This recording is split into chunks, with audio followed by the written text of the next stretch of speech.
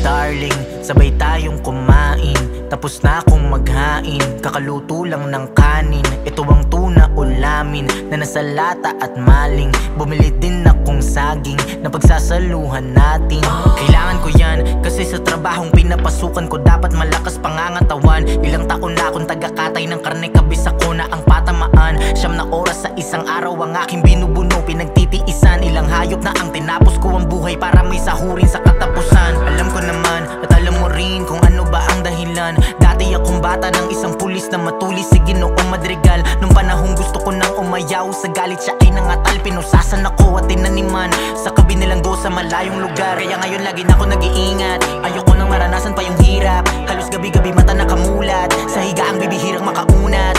Kaya aking mahal, ito lang ang iyong tatandaan. Basta para sa iyo lahat ay aking gagawin. Ikaw na lang ang meron, ako din nagsisinungaling. Wala na ako dapat itago, tinatago. Sana ay ganun ka rin. Taguan, maliwanag ang buwan. Wala sa likod, wala sa harap. Pagbilang kong 3, siguraduhin nyo na nakatago na kayo.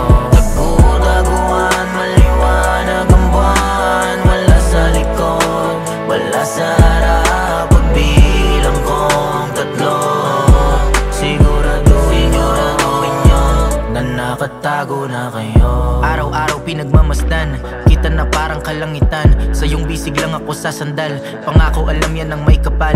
Wala nang iba pang hinahangad, kundi ang maiharap ka sa altar.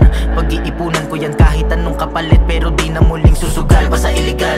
Nagawain matagal ko na yung pinagsisihan, isang chemical, hindi natural. Ang nakasanayan na gawin maling kinahiligan. Kaya nung lumabas, ako napiitan ay naganap ako ng pwedeng malapitan. At naalala ko ang isang kaibigan na may-ari ng baboyan sa aming bayan.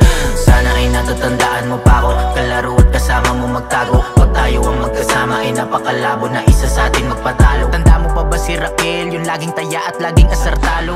Siya ngayon ang aking kasintahan, di ba napakaswerte ng pagmumukha ko?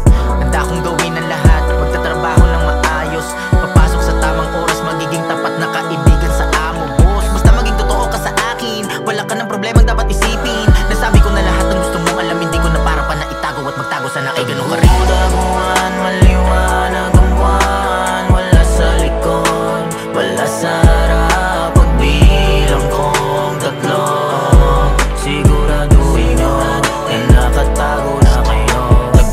Taguan, maliwanag ang buwan. Wala sa likod, wala sa harap. Pagbilang kong 3, siguraduhin nyo na nakatago na kayo. Biyernes ng gabi, bago ako umuwi, pagod na pagod, pawisan, galing katayan. Teka muna sandali, bago ako umuwi, babali mo na ako pambiling ulam 100. Bakit ng opisina kinakabahan? Ako na parang hindi ko maintindihan.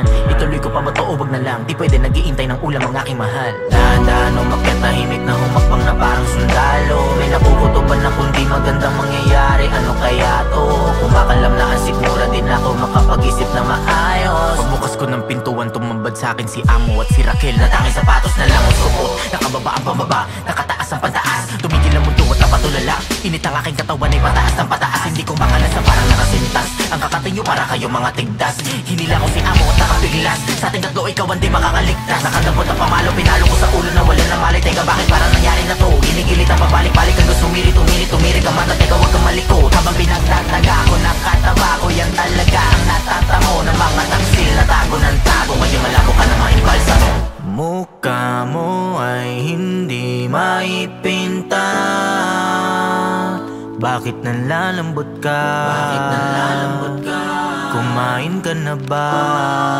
Kung hindi pa, halika. Taguan, maliwanag ang buwan. Wala sa likod, wala sa harap. Pagbilang kong 3, siguraduhin nyo na nakatago na kayo.